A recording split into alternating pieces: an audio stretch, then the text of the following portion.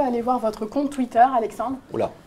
Oui, on est remonté assez loin. En août 2013, vous tweetiez à propos de Jean-Luc Mélenchon, ça devrait s'afficher juste derrière Sophie.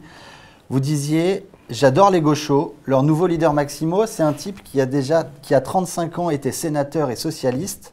Qui ça? Mélenchon. » Est-ce que vous pouvez nous expliquer ce qui vous... Ça remonte quand même. Hein. Août 2013. C'était aussi à l'époque, il faut toujours mettre les contextes. Hein. Allez-y. Soyez pas différents. C'était à l'époque où Jean-Luc Mélenchon avait un vocabulaire extrêmement outrancier vis-à-vis du président de la République, vis-à-vis de Jean-Marc Ayrault, vis-à-vis de ministres comme Pierre Moscovici. C'est aussi à l'époque où vous voyez on avait des clips de vœux du front de gauche très durs vis-à-vis du chef de l'État. Enfin, c'était assez frontal, hein, même si je vois qu'il cherche aujourd'hui à avoir de la rondeur, Jean-Luc Mélenchon. Non, ce que je veux dire par là, c'est que les pires alors, ceux qui sont les plus durs contre les socialistes sont finalement les socialistes défroqués. J'ai été avec vous pendant très longtemps, maintenant je suis contre vous. On s'invente une nouvelle virginité. Jean-Luc Mélenchon, il parle beaucoup des ouvriers, c'est très bien, mais je rappelais juste qu'il était sous les ordres de la République très très jeune, et avant d'être sous les ordres de la République, il était assistant parlementaire.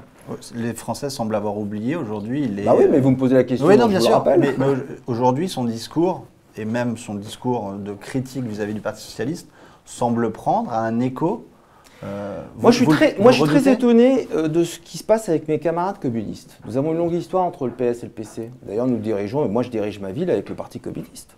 Le département du Val-de-Marne est le seul département aujourd'hui dirigé par le Parti communiste et le Parti socialiste.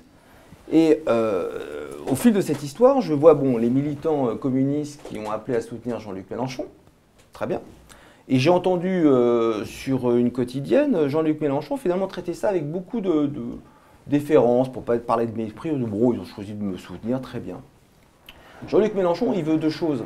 Un, la mort du Parti communiste, et deux, la mort du Parti socialiste. Et vous savez, la haine de l'autre, ça ne crée pas un projet. Et ce n'est pas une ligne politique. D'ailleurs, j'ai toujours considéré que la seule ligne politique de Jean-Luc Mélenchon, elle était circulaire autour de son nombril.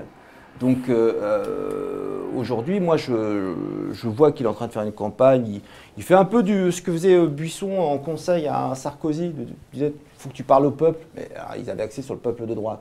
Je vois bien aujourd'hui Mélenchon, il veut parler au peuple de gauche, au peuple de droite, à tout ce qu'il peut récupérer. Je vois aussi, même si j'ai beaucoup de retenue, je le disais, sur la démocratie sondagière, qu'il est en train d'être sur un plafond de verre, hein. Bon, voilà, c'est pas moi qui le dis. Après, on verra. Je vois bien quel est son... Oui, mais encore une fois, dans une élection présidentielle, le tiercé, c'est jamais celui qu'on attend. Et d'ailleurs, je me souviens, hein, quand il était monté sur